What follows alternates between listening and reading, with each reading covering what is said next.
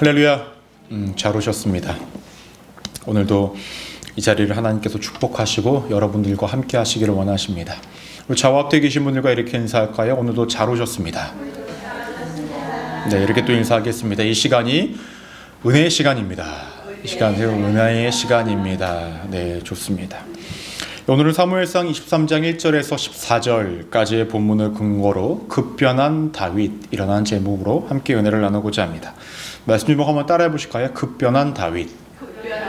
네, 우리가 지난주에는 사울이 도액을 통하여서 85명의 제사장을 다 죽였던 그 사건을 통하여서 말씀을 나눴었습니다. 참 재밌는 사건이 있었죠. 전에 요나단을 죽이려 했을 때도 신하들이 모두 반대하고 거부했었는데, 이번에도 제사장을 죽이려고 했을 때에 신하들이 모두 다 반대했던 그런 모습들이 있었습니다. 왕권이 정말로 바닥을 친 어떤 그러한 사건이라고도 볼 수 있지만, 하나님의 뜻이 사람을 죽이는 데 있지 않다라는 것을 또한 우리가 바라볼 수 있는 사건이었습니다. 중요한 건 모든 제사장들이 다 죽은 듯 했지만 그 가운데서 살아났던 한 명의 사람이 있었죠. 그 사람 아비아달이었습니다. 그는 도망쳐서 다윗에게로 갔고 자신과 자신의 가문에 당했던 모든 것들을 다윗에게 알립니다. 성경에 등장하고 있지는 않았겠지만은 다윗의 입장에서는 자신이 했던 거짓말, 아히멜렉에게 했던 그 거짓말 한마디로 그 모든 사람들이 죽게 되었던 것을 바라보면서 스스로가 한 번 정도는 되돌아봤을 것입니다. 나의 말과 행동, 이 모든 것 하나하나가 정말로 누군가에게 큰 영향력을 끼칠 수 있겠구나. 자신이 왕으로서 앞으로 삶을 살아갈 때에 자신의 말에, 자신의 행동에 누군가에게는 엄청난 피해를, 또 누군가에게는 엄청난 혜택을 줄 수 있다는 것을 깨닫는 시간이었을 것입니다. 오늘은 이어서 다윗이 이제 그곳을 떠나 이제 그일라라는 성읍으로 가서 사건이 발생이 됩니다. 지속적으로 도망자로서의 삶을 살았던 다윗, 그리고 그의 가족들, 그리고 그를 따랐던 400여 명의 사람들, 그들은 자신들 몸 하나 지키는 것도 굉장히 급급한 상황이었는데 사건이 발생이 됩니다. 1절을 보면 이렇게 말씀합니다. 사람들이 다윗에게 전하여 이르되 보소서, 블레셋 사람이 그일라를 쳐서 그 타작마당을 탈취하나이다 하니 라고 말씀합니다. 그일라라는 성읍은 여호수아서 15장을 보시면 땅을 분배했을 때 유다 지파에 속하여 있는 땅입니다. 그러면 그 땅은 누구의 땅이죠? 이스라엘의 땅이에요. 근데 그 땅은 블레셋과의 어떤 접경 지역에 있기 때문에 지속적으로 블레셋 사람들이 계속 괴롭히고 크고 작은 어떤 분쟁과 어떤 약탈과 이러한 사건들이 자주 발생했던 지역이라고 합니다. 그런데 그런 블레셋이 그일라를 공격해 왔다고 해요. 근데 그 이유가 무엇이냐면 간단합니다. 약탈하기 위해서예요. 타작마당이라는 곳이 당시에는 어디에 있었냐면 바람이 잘 부는 높은 지역에 있었고, 그런 지역은 군사 지역과는 조금 거리가 있기 때문에 그것을 방어하는 것이 참으로 어려운 상황 가운데 있었다고 합니다. 때문에 블레셋 사람들이 이 그일라 지방으로 가서, 이 성읍으로 가서 지속적으로 타작마당에 있는 것들을 계속 약탈해 가는 거예요. 근데 이 소식을 누구에게 알리고 있습니까? 다윗에게 알리고 있었다라는 거예요. 재밌는 것은 다윗이 이스라엘의 지금 왕인가요? 아니잖아요. 지금 다윗이 아닌 누가 왕이죠? 사울이 왕이에요. 이 같은 소식, 이방 민족이 이스라엘 백성들을 괴롭게 하고 무엇인가를 약탈하고 있다고 한다면 그 소식을 누구에게 전하는 것이 맞아요? 사울에게 전하는 것이 맞죠. 근데 그 사울에게 전하는 것이 아니라 다윗에게 전합니다. 그리고 사울은 이러한 사건이 있는지도 모른 채 지나가고 있고 살아가고 있었다라는 거예요. 즉 사울은 직무유기, 왕으로서의 역할, 자신의 백성들을 지켜야 하는 역할을 감당하지 못합니다. 무엇보다 사울이 맨 처음에 왕위에 올랐을 때의 근본적인 이유가 무엇이었습니까? 블레셋을 쳐라, 블레셋으로부터 이스라엘 백성들을 보호해라 라는 것이 그가 왕위에 올랐던 근본적인 이유였는데, 지금 블레셋을 통하여서 자신이 통치하고 있는 그일라 성읍이 피해를 보고 있음에도 불구하고 사울은 듣지도 못하고 알지도 못하고 관심도 없는 그런 상황이었습니다. 여러분, 다윗의 입장에서는 이러한 상황을 마주했을 때에 넘겨도 됩니까? 안 됩니까? 넘겨도 상관이 없죠. 자신은 왕도 아니고 현재 자신의 코가 석재 아닙니까? 도망자의 상황을 맞이하고 있고 도망자의 삶을 살아가고 있는데 누가 누구를 돕고 있냐라는 것이죠. 더 나아가서 도망자의 입장에서 무슨 정의를 찾고 누구를 도와주며 누구를 구원의 길로 오르게 하냐라는 거예요. 자기 몸 하나 살피는 것이 중요하지 말입니다. 근데 다윗의 반응이 조금 다릅니다. 우리 2절 말씀 다시 한번 읽어볼까요? 시작. 이에 다윗이 여호와께 묻자와 이르되 내가 가서 이 블레셋 사람들을 치리이까? 여호와께서 다윗에게 이르시되 가서 이 블레셋 사람들을 치고 그 일날을 구원하라 하시니 라고 말씀합니다. 자신의 상황과 환경을 바라봤던 것이 아니라 자신이 임의로 선택했던 것이 아니라 무엇을 합니까? 하나님께 먼저 묻습니다. 구합니다. 자신이 어떻게 해야 할지. 그러니 하나님께서 다윗에게 답변을 주세요. 블레셋을 치라고 말입니다. 그 일날을 구원하라 라고 말씀합니다. 하지만 문제가 있죠. 다윗 주변에 있는 사람들은 이같이 하나님의 마음과 동일하게, 또 다윗의 마음과 동일하게 움직일 마음의 여유가 있을까요? 그렇지 않다라는 거죠. 3절 말씀을 보니까 이렇게 언급합니다. 다윗의 사람들이 그에게 이르되 보소서 우리가 유다에 있기도 두렵거든 하물며 그 일나에 가서 블레셋 사람들의 군대를 치는 일이리까 한지라 라고 말합니다. 유다는 사울의 통치의 영역이 있는 상황이에요. 그곳에 있는 다윗과 그의 어떤 동료들, 그곳에 있는 것 자체도 불안한데 우리가 지금 저들을 돕게 생겼냐라는 거예요.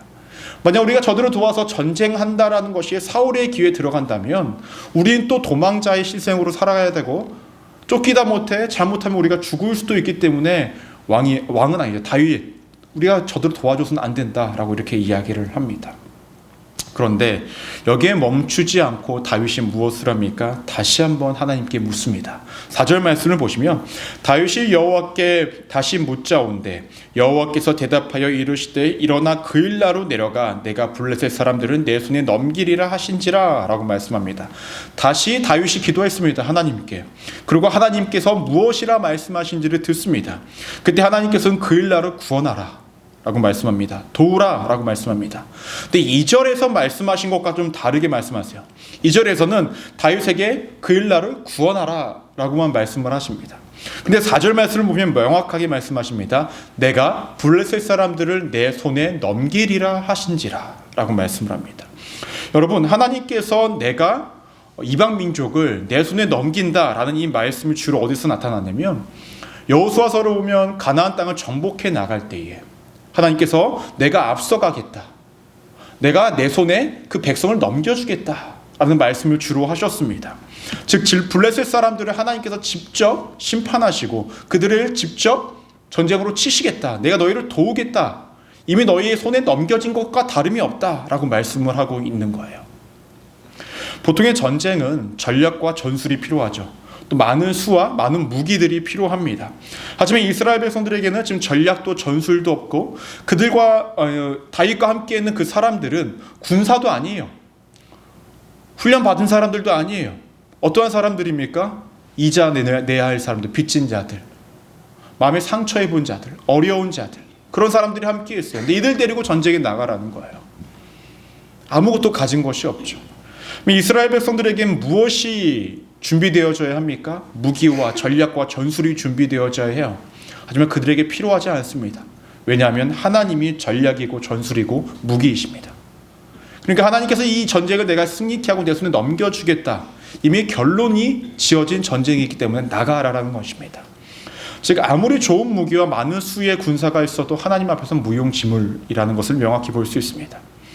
다윗이 하나님의 말씀에 순종하여 전쟁에 나갑니다. 그 전쟁에서 승리하게 되었고 단순한 승리가 아니라 크게 쳐서 죽였다라고 말씀합니다.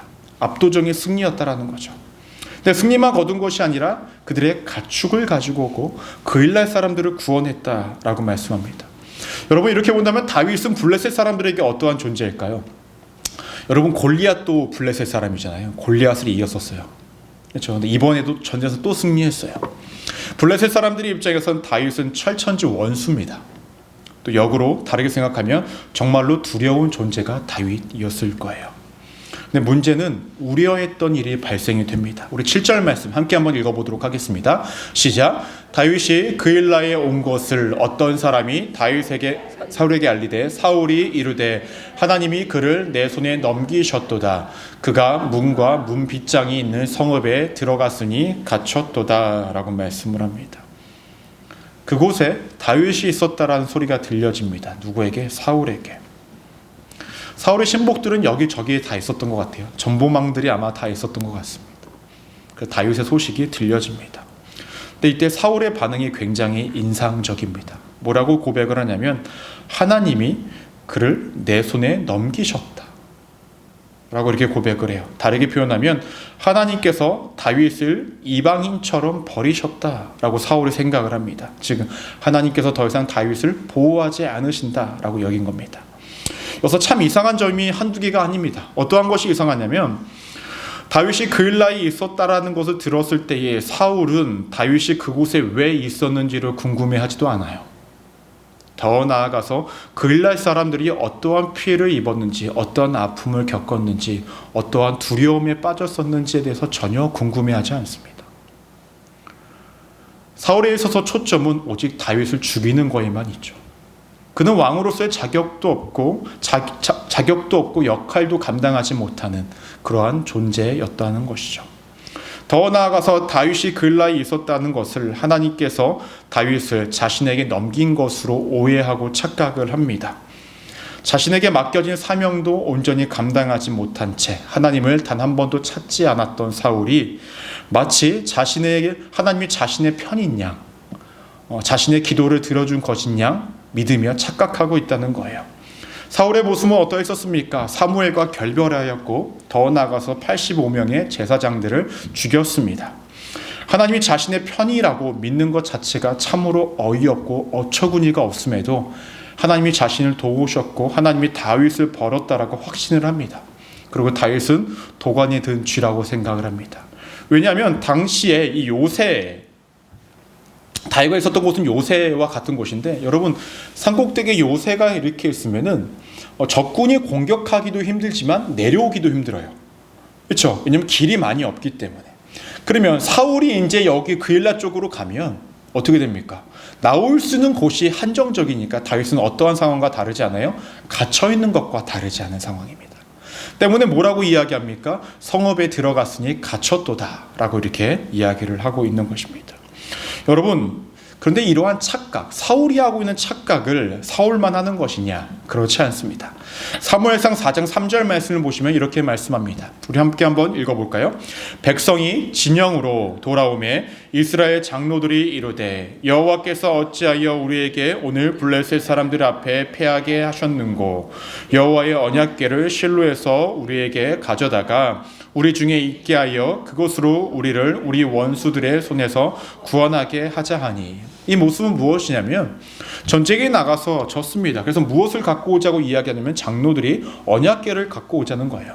언약궤가 있는 곳에 하나님이 함께 계시니 이 언약궤를 가지고 전쟁에 나가면 우리가 전쟁에서 승리할 수 있을 것이다 라고 생각을 합니다. 근데 이 전쟁에 나가서 어떻게 됩니까? 패배를 해요. 언약궤도 뺏겨요. 장로들이 어떠한 상황 가운데 빠진 거예요? 착각한 거예요. 자신들이 생각하고 싶은 대로 임의대로 판단했던 것입니다. 근데 이러한 모습이 누구에게도 사울에게도 동일하게 있죠.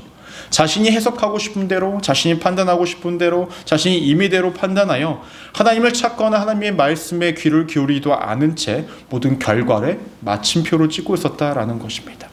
여러분, 사울의 상태는 어떠한 상태입니까? 영적으로 바닥을 칠 대로 친 상황입니다. 자신이 할 수 있는 것들은 아무것도 없지만 주어진 상황이 착각하게 만들고 오해를 만들었던 상황이었기에 자신의 임의대로 판단을 했다라는 거예요. 여러분, 우리에게도 이러한 착각과 오해, 더 나아가서 어리석음이 등장할 수 있습니다. 이러한 모습은 성경에서만 등장하는 것이 아니라 우리의 삶에도 얼마든지 나타날 수 있다는 거예요. 내게 주어진 상황과 환경을 하나님의 뜻대로 해석하는 것이 아니라 내 뜻대로 내 임의대로 해석하여서 이것이 만약 하나님의 뜻인 것처럼 저것이 하나님의 뜻이다, 이것이 하나님의 뜻이다 라고 선포하며 내 마음대로 행동하는 것, 그것이 사울만의 문제가 아니라 우리들의 문제가 될 수도 있다는 것입니다. 만약에 우리가 하나님과의 관계가 멀어졌고 하나님과의 온전한 깊은 교제를 이루지 않은 상황 가운데 어떠한 현상과 상황이 나타난다면 우리는 그것을 우리 마음대로 판단해서는 안 됩니다. 우리가 보다도 하나님과의 긴밀한 교제를 통해서 하나님이 주신 말씀을 통하여서 빗대어서 그것을 주신 그 현상을 주신 하나님의 뜻을 우리가 발견할 수 있어야 돼요. 근데 사울은 그러지 않고 자신의 생각대로 했었습니다. 여러분, 사울이 왜 이같이 행동을 했을까요? 이유는 사실 간단합니다. 자신이 이전에 하나님을 경험해봤기 때문에 그래요. 자신이 이전에 하나님을 경험해봤기 때문에 그것을 토대로서 지금 현상을 파악하고 있는 거예요. 자신이 하나님과 깊은 교제 가운데 있었고 하나님과의 긴밀한 관계 가운데 있었을 때에 하나님이 자신 눈앞에 보이는 현상들은 정말로 이것이 하나님의 뜻이 무엇인구나라고 발견할 수 있었지만 지금은 그렇지 않잖아요. 근데 자신이 마치 하나님과 지금 깊은 교제와 올바른 관계 속에서 하나님의 뜻을 발견할 수 있는 상태인 것처럼 자신의 스스로를 과대평가하니 하나님 주신 그 상황을 잘못 볼 수밖에 없었다라는 것입니다. 우리도 마찬가지죠.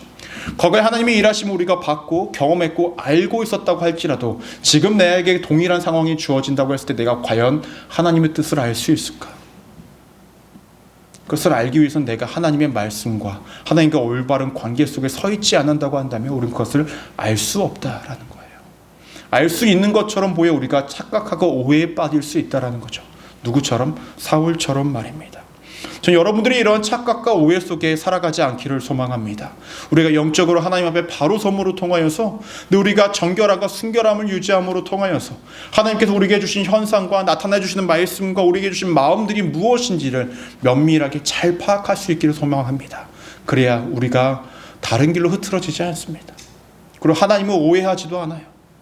그리고 하나님께서 인도하시는 그 길을 바로 갈 수 있다는 거죠. 우리 순복음 소망교회는 하나님의 마음을 오해하거나 착각하는 것이 아니라 그분의 뜻을 올바로 발견하고 올바로 따를 수 있는 믿음의 역량을 가지시기를 주님의 이름으로 간절히 축원합니다. 중요한 것은 다윗 역시도 사울이 자신이 있는 그일라로 군대를 끌고 올 것이라는 것을 알게 됩니다. 때문에 이때 반응한 것이 9절인데요. 우리 함께 한번 읽어볼까요? 시작. 다윗은 사울이 자기를 해하려 하는 음모를 알고 제사장 아비아달에게 이르되 에봇을 이리로 가져오라 하고 라고 말씀합니다. 여러분, 에봇이라는 게 무엇이냐면 대제사장들이 입었던 특별한 복장입니다. 이게 약간 조끼 같은 건데 한쪽에 그 보석이 2개가 있고요. 또 한쪽에는 흉패가 있습니다. 그래서 그 흉패 안에는 우림과 둠밈이라는 것이 있어서 하나님의 뜻이 yes or no를 판단할 수 있는 어떠한 그러한 장치였다라고 해요. 이것을 대제사장이 갖고 있기 때문에 그것을 아비아달에게 갖고 오게 합니다. 그리고 하나님께 2가지 질문을 던집니다. 11절 말씀을 보시면 이렇게 언급합니다. 그일렛 사람들이 나를 그의 손에 넘기겠나이까? 주의 종이 들은 대로 사울이 내려오겠나이까? 이스라엘의 하나님 여호와의 원하건대 주의 종에게 일러 주옵소서 하니 여호와께서 이르시되 그가 내려오리라 하신지라. 첫 번째 질문의 답은 명확하게 알려주십니다. 사울이 옵니까? 이리로 나를 죽이러 옵니까? 하나님께서 yes 라고 말씀하십니다. 두 번째 질문은 무엇입니까? 12절을 말씀을 보시니까 다윗이 이르되 그일랄 사람들이 나와 내 사람들을 사울의 손에 넘기겠나이까 하니 여호와께서 이르시되 그들이 너를 넘기리라 하신지라 라고 말씀합니다. 여러분, 조금 전에 블레셋 사람들로부터 그일랄 사람들을 구원했던 사람이 누구예요? 다윗과 함께 했던 사람들이었습니다. 그들을 도왔죠. 근데 하나님께 질문을 했어요. 이 그일랄 사람들이 나를 사울에게 던질 것입니까? 그때에 하나님께서 말씀하십니다. Yes. 다윗의 마음이 어땠을까요? 이것들을 확 그냥 물에 빠진 사람 건져냈더니 보따리 내놓으라고 하는 것과 다르지 않죠. 속상했겠죠. 속상했을 거예요. 얼마나 속상할까? 목숨 걸고 나가 싸웠는데, 그렇죠? 근데 다윗은 아무런 해를 끼치지 않고 그일라를 떠납니다. 그리고 다윗이 간 곳은 14절을 보니까 다윗이 광야의 요새에도 있었고 또 광야 산골에도 머물렀으므로 사울이 매일 찾되 하나님이 그를 그의 손에 넘기지 아니하시니라. 그일라를 떠나서 광야의 요새 광야를 돌아다니며 도망자 생활을 다시금 시작을 합니다. 그일라를 떠났다라는 것을 사울도 듣고 더 이상 그를 그일라로 가서 찾지 않았습니다. 하지만 여전히 사울은 다윗을 찾기 위해서 쫓아다니고 다윗은 여전히 도망자의 삶을 살아갈 수밖에 없었습니다. 여기까지가 우리가 함께 읽은 본문입니다. 그러면 다윗이 이전과 확 달라진 급변한 모습이 무엇인가라는 거예요. 첫 번째로 그것은 무엇이냐면 다윗이 기도하는 자가 되었다라는 거예요. 기도하는 자가. 여러분, 우리가 일반적으로 생각하는 다윗은 믿음으로 굉장히 신실하고 하나님께 무엇인가를 다 물으며 살아가는 자 같았습니다. 근데 우리가 사무엘상 말씀을 쭉 보니까 사무엘상 20장, 21장, 22장 말씀을 보시면 그가 요나단과의 헤어지는 그 시점부터 장소로 이동할 때마다 하나님께 물었던 적이 단 한 번도 없습니다. 내가 어떻게 해야 할까요? 라고 물었던 적이 단 한 번도 없었다라는 거예요. 가드왕 아기스에게 가서 미친 척을 할 때에도 그가 미친 척을 해야 할까요? 라고 묻지도 않았고, 노브로 갈 때도 그쪽으로 가야 할까요? 물은 적도 단 한 번도 없었다라는 거예요. 근데 그가 갑자기 오늘 말씀을 보니까 하나님께 묻기를 시작합니다. 그일날 성읍에 블레셋 사람들이 약탈해 가는 것을 보고 하나님께 기도합니다. 블레셋을 칠까요? 말까요? 주변에 자신과 함께 있던 사람들이 반대를 하니 거기서 그 마침표로 찍어 도망가는 것이 아니라 하나님께 다시 한번 묻습니까? 하나님, 칠까요? 말까요? 지금 다윗의 상황이라면, 이전에 다윗이라면 자신이 상황을 봤을 때 이것은 도망가는 것이 맞고 이들과 전혀 관계없이 살아가는 것이 맞았을 것입니다. 하지만 그가 이제 어떠한 행동을 했을 때에 도망가기에 바빴던 것이 아니라 이제는 기도하기에 바쁘기 시작합니다. 기도를 합니다. 또 기도를 합니다. 하나님을 찾습니다. 여러분, 기도한 것이 전부였을까요? 그렇지 않아요. 사울이 자신이 있는 곳으로 올까봐 두려운 마음은 있었지만 하나님께 다시 한번 묻습니다. 차라리 기도하지 않고 빨리 도망가는 것이 더 나았을 텐데 하나님께 다시 한번 기도를 해요. 하나님, 사울이 옵니까? 그일날 사람들이 저들에게 내어줄 것입니까? 묻습니다. 근데 참 중요한 건, 기도했다는 것도 너무나 중요한데 그보다 중요한 건 묻고 구한 것에 대해서 순종했다라는 거예요. 블레셋과의 전쟁을 할 입장이 아니었지만, 자신을 따르는 사람들도 다 반대했지만, 무기도 여건도 그 무엇 하나 나은 것이 하나도 없었지만 하나님께서 하시겠다고 하니 순종합니다. 불가능한 상황인데 분명히 도망갈 상황이지만 하나님께서 하시겠다고 하니 순종했다라는 거예요. 또 그일날 사람들이 자신을 버릴 것이라는 생각은 죽어도 하지 않았겠죠. 그렇지 않습니까? 여러분들을 목숨 걸고 살려준 사람이 여러분 쉽게 버리실 수 있으십니까? 여러분, 제가 여러분들을 물에 빠지셨는데 제가 물에 다 건져줬어요. 근데 저를 물에 던지시겠습니까? 이렇게도 안 하신 분들은 제가 의심해 볼 필요가 있는데 지금 제 앞에 몇 분만, 나머지 분들은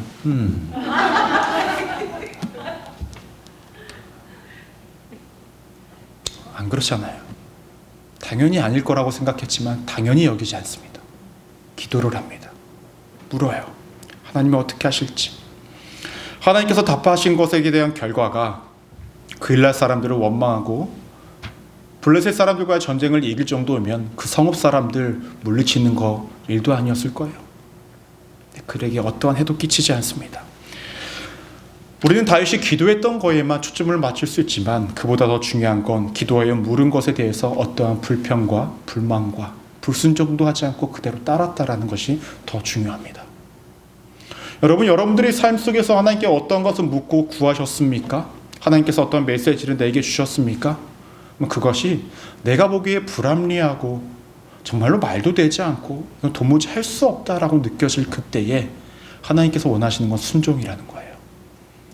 너가 내게 물었고 내가 너에게 가장 좋은 길을, 가장 안전한 길을, 가장 합당한 길을 내가 너에게 알려줬으니 너가 해야 할 것은 순종이다라고 말씀하고 있는 거죠. 저는 여러분들이 기도하는 것에 머무르지 않기를 소망합니다.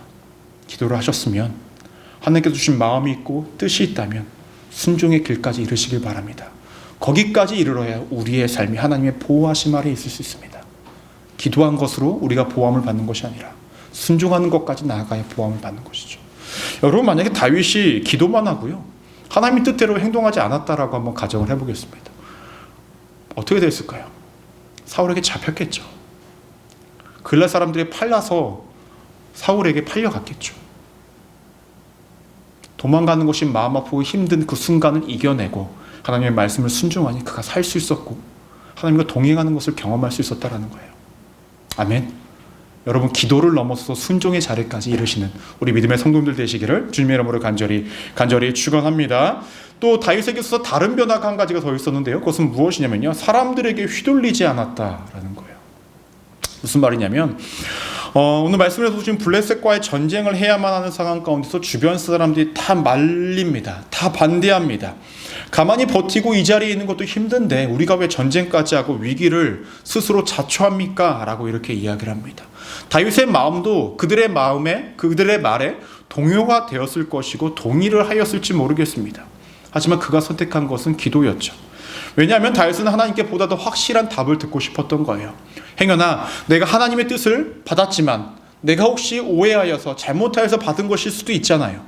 그러니까 다시 한번 하나님께 묻고 구한 거예요. 때문에 하나님께서 확실한 답을 주십니다. 하나님의 의지를 알게 하십니다. 그리고 더 이상 사람들의 말에 귀를 기울이지 않고 하나님의 뜻에 따라 움직입니다. 근데 여러분, 여기서 중요한 것이 있어요. 다윗은 고집을 부린 것이 아니에요. 그렇죠? 다윗은 고집을 부린 것이 아니라 하나님의 뜻을 발견하기에 애썼다는 거예요. 이런 말씀을 우리가 잘못 받아들이면 제가 사람들의 말에 휘둘리지 않았다라는 이 말이 내 고집을 부렸다, 내 뜻대로 움직였다라고 우리가 오해할 수가 있습니다. 그러한 말씀이 아니라 하나님의 뜻을 알기 위해서 사람들의 소리에 귀를 우선 닫고 하나님의 마음에 더욱더 귀를 기울이고 있었다라는 거예요. 이것이 중요한 겁니다. 저 같은 목사들도 그렇고 신앙생활을 오래 하고 신앙의 길을 좀 남들보다 좀 깊게 걸었다라고 말씀하시는 분들의 특징이 무엇이냐면 믿음에 고집이 세요. 고집이 세요.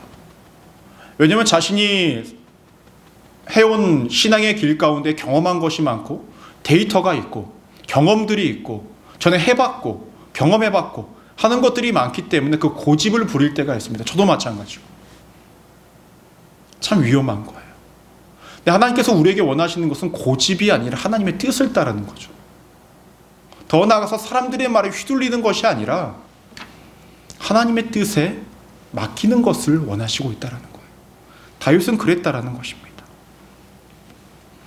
여러분, 다윗이요, 글렛 사람들의 자신을 넘겨줄 것이라고 하나님께서 말씀하셨을 때에 다윗의 마음이 어땠을까요? 굉장히 힘들고 어려웠겠죠. 불안했을 거예요. 전에 요나단과도 있을 때에 너네 아빠가 사울이 나를 죽이려고 해. 그 모습 속에서 굉장한 불안함과 어찌할 바를 모르는 모습이 누구에게 다윗에게 있지 않았습니까? 근데 오늘 말씀을 보니까 그러한 말씀은 전혀 등장하지 않아요. 하나님께서 그럴 거야? 예스, 오케이, 가겠습니다. 사람들의 말에, 사람들의 어떤 행동에 그의 마음이, 그의 신앙이, 그의 믿음이 흔들리지 않아요. 쏠리지 않아요. 오직 하나님의 말씀 붙잡고 나아가고 있었다라는 거예요. 그리고 다윗은 이해할 수 있었을 것입니다. 왜냐? 전에 자신이 노베 갔을 때에 거짓말을 한마디 한 것. 내가 사울의 명령에 따라 이곳에 왔다. 급히 오느라 무기도 갖고 오지 못하고 혼자 올 수밖에 없었다. 라고 이야기했던 그 한마디가 결국 노베했던 그 모든 제사장들을 다 죽을 수밖에 없었던 상황 가운데 놓여졌죠. 아니, 이미 죽었죠. 그래서 경험했던 다윗. 그러니 자신이 있는 곳에 자신과 함께 있는 글렛 사람들이 피해를 볼 수 있다는 것을 다윗은 알고 있었습니다. 또한 더 나아가서 그들이 나를 그렇게 사울에게 판다 할지라도 그들의 선택을 존중할 수밖에 없었을 거예요. 왜냐하면 그렇게 하지 않으면 이 사람들이 다 죽을 수밖에 없으니 그들의 마음을 헤아렸다는 것입니다. 사람들의 말과 여러 가지 것들의 마음이 휘몰아치는 것이 아니라 되려 그 사람들을 이해하고 인정하고 하나님의 뜻에 따라 움직이는 것이 다윗의 모습이었다는 거예요.